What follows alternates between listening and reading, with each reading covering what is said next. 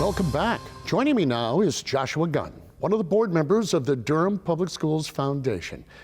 Welcome, Joshua. Hey, how you doing, Bill? Good to be here. I'm glad you can make it. Well, so it's been a year, Yes, the foundation.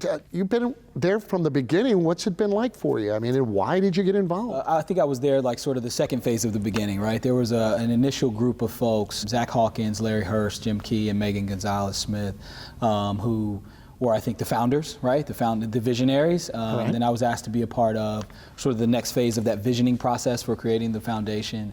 And it's been really exciting. It's something that I'm deeply passionate about. I'm a fourth generation Durhamite, so my great grandfather, my granddad, my father, all Durham natives, Durham Public Schools graduates, right? So my family has a deep connection to the community.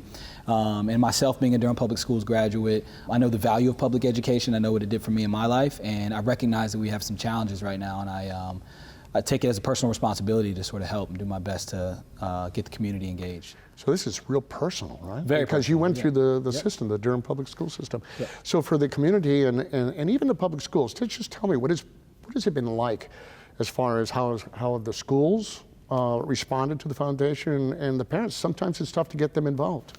So I think there's been a lot of enthusiasm. I think the schools have embraced the idea of the foundation. In fact, most people didn't know that we did not have a foundation, right? So there's this, there's a storytelling component of it, right? Talking about, the previous iterations of public schools foundations in the Durham community, this sort of 10-year gap that we've had without a foundation, without a true mechanism for the private sector to support the public schools, and really elevating the cause and the need. And I think people have been really excited about it. Most people would say, I thought this was already going on. I'm happy to be a part of it. So the business community has been great. The schools have been great. The parents, the entire community has really been behind us so far, which is why I think we've been so successful in our first year with really contributing 19 grants so far. Well, that is great. Well, I want to get into the grants. Before we do that, though, how would you rate the Durham Public School System? At some point, you and all of that are associated with the foundation looked at it and said, there's a need for this. So what is it in the Durham Public School System that you'd like to see change that maybe they're falling short on? Our public schools are in any community are a reflection of the status or the current state of that community. In most cases, the best reflection, the best way to really assess how well a community is doing. I think a strong community depends on a strong public school system, and we can't properly call ourselves a strong and prosperous and successful community without that. I think the Durham Public Schools currently is doing some amazing things. I think there's some challenges around socioeconomic, sort of the income and wealth gap that manifest themselves in our school system. There's some racial equity challenges that we face in our school system. Those are no different than the socioeconomic challenges, the wealth disparity that we face community-wide and nationwide. Those racial equity challenges mirror exactly what's happening in the community elsewhere. I also think there's a bit of a need for positive storytelling because our school systems are already doing some tremendous things. And I think the Durham Public School systems in particular have gotten kind of a bad rap, and in many cases unjustly so.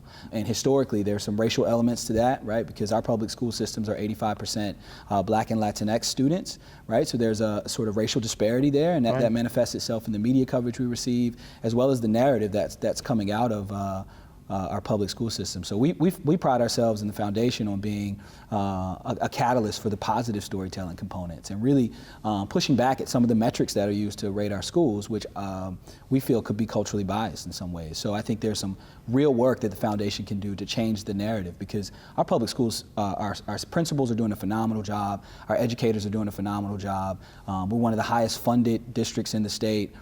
So the government, our county government and state government is stepping up to do their part. We just think there's some holes to plug in terms of championing public education, as well as working on innovation and equity in a real transformative way.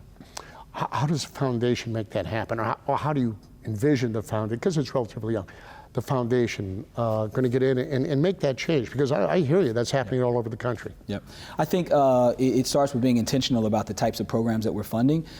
Megan sort of outlined for us our 3 priority areas, and so we spent countless hours debating and determining where can we be most impactful, so targeting the resources that we contribute, meaning the grants that we give around those 3 focus areas, and also our focus is on transformative change. It's not just buying pencils or notebooks or jerseys for a sports team. It's really on the areas that we see us being able to have a transformative impact. And I think the foundation does that through the dollars that we contribute, but also through the time, the energy, the resources, the people that we're sending into the public school system as well. We're almost out of time, but tell me about the grants. You gave out a lot of money. Yep. Where does it go and why do you do it?